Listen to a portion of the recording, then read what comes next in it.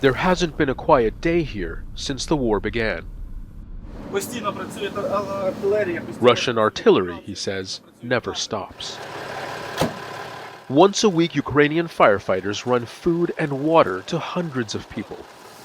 A lifeline for those still living in the southern town of Orikhiv. Her home destroyed, Ludmila has been surviving underground for more than a year. The front line may be no place to live, but hundreds like her say they'd rather die in their hometown than risk living on the street somewhere else. Caring for her disabled husband and a dozen other elderly neighbors. The strain is difficult to hide. I'm praying to God for survival. I just want to stay alive. All I'm thinking is I want my husband, myself, my children, my grandchildren, as many people as possible to survive. We'd even live in a hole in the ground. I want peace. I'm tired. On the southern front, the gravity of this war has shifted to places like this. Orikhiv is a small town, all but emptied out since the war began. But right now it has taken on an outsized importance for Ukraine.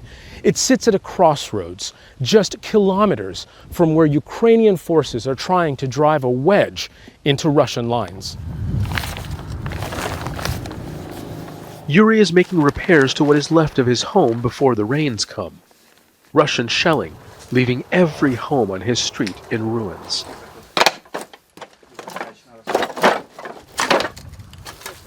Craters now a part of the landscape. He struggles to talk about it. Everything is painful. It's painful going to bed and painful waking up.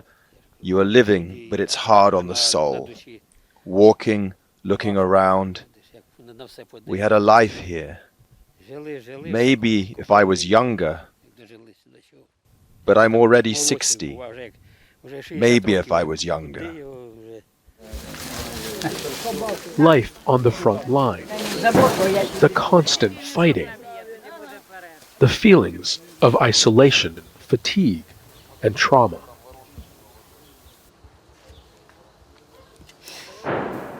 Relying almost entirely on deliveries of food aid.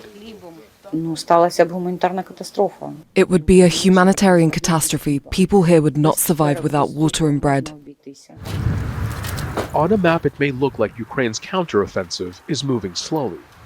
But on the ground, in places like this, the pace of fighting has left no building untouched. Once home to thousands, now just a few hundred. Unable to let go of the only home they've ever known. Zein, Basravi, Al Jazeera, Orikhiv, in Ukraine's southern Zaporizhia region.